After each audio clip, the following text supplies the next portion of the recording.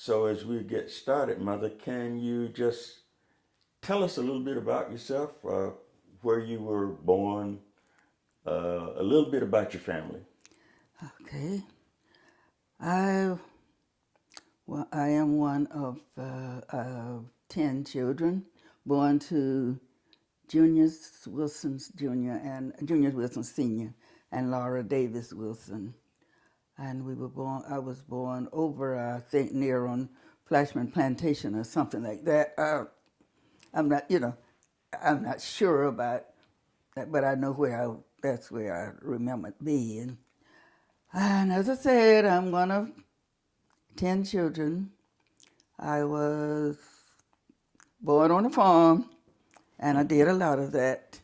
I guess that's why I still love the soil, because that was our way of living, our way of life.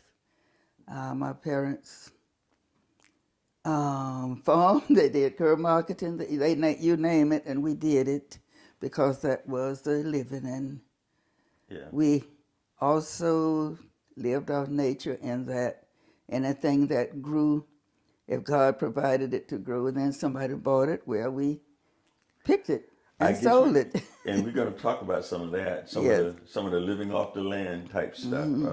We started school at Concord, which is in Miccosukee. Right. So Concord was the school, and if I recall, it was a school that was 1st to 8th grade when I began in 1957. Can you tell us a little bit about the whole culture of the school? And also, if you want to bring it in, there was another school called Miccosukee Elementary that became, surprise, surprise, we would not have been able to go to. So we went to Concord. Tell us a little bit about Concord and a little bit about what you knew about the Miccosukee School. Okay. Originally, you should have gone to Centenary, but just about the time I just want to bring that in, because where we lived, you would have been going to Centenary, and just about the time I was getting excited about the fact that you would be going right up the road, they closed Centenary. I didn't know Centenary I didn't know that it was still functioning almost at the time I went. Centenary was closed the spring of '57, I believe it was. Just the year I started school. Yeah, that's what I said. I thought I was all happy, with the fact that my little boy would be going right up the road. But anyway, so you started school by being bused, too. Yes. But the Concord experience was good, though, once we came. But the only thing is, as you said, Miccosukee was in operation then, but that was not your school. That was not our school.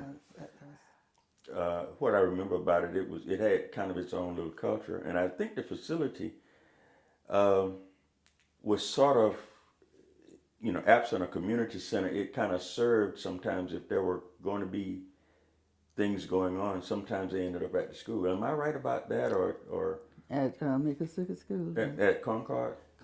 Almost anything that was going to be in the community ended up, concerning blacks particularly. Yeah.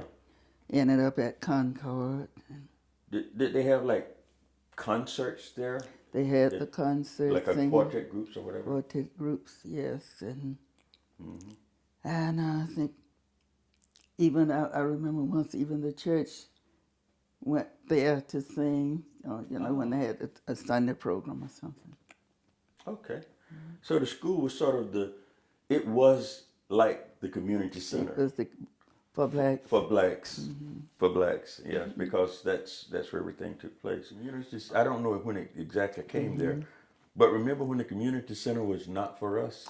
No, originally it was not us. Originally it was whites only. And if there were a meeting that involved everybody sometime, then you could go to that meeting. But basically it was a thing in which the white ladies went and they did their sewing, or they did that. Sometimes they had the little quilting, or they had whatever it was there. And not until, late 60s, something like I that. think Albert said something like about 68 or Uh-huh. 69. Well, did we go down for for anything? And of course, Other than voting. uh, Other than voting. and vote. But we didn't go there for voting at first, because at Really? first we voted. At first we voted up at Concord. The voting was going on at Concord School. I never Concord. knew that. No, we didn't do the voting down there till later. In other words, everybody voted at Concord Right. School. The thing. And there was a time when sometimes it wasn't even, Sometimes you didn't get to didn't even get to vote because of some of the cut. impediments. Yeah, yes, right.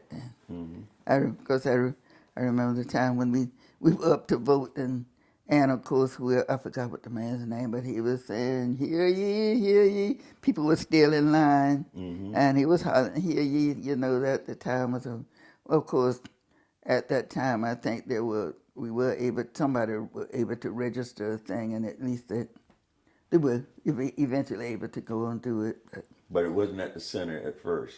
No, the center was the last thing. Everybody voted there, but the center was for, it was for whites. That was just what it was. It was. So I guess we don't know everything that went there because we weren't participants.